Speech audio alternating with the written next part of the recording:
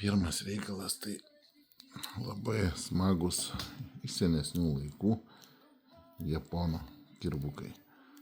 Smagus, gražus, faini, tikri japonai atkeliavę iš Japonijos, kad įsivaizduoti vieno kirvio atsiuntimas kainuoja 50 eurų, neskaitant PVM importo mokesčių visų, ten neskaitant nupirkimo, tai gana brangiai gaunasi šie kirvukai, bet jie yra nepamainomi.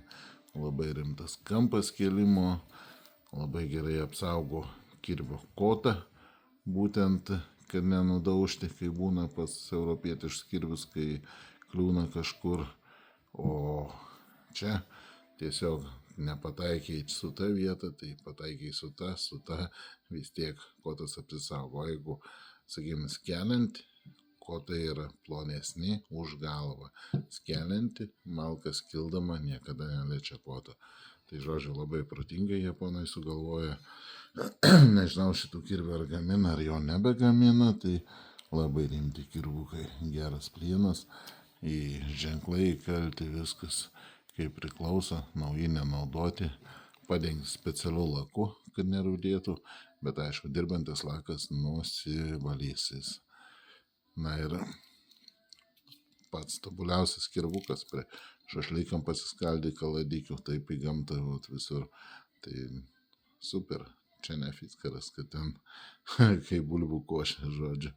Čia labai rimtas ir labai svorio balansas į priekį perneštas didelis. Tiesiog, smūgį gerą išvysta. Ir aišku, galime ir taip pasiemus kažką nedaug, kai reikia padrošti, taip, bet neskelti, aišku.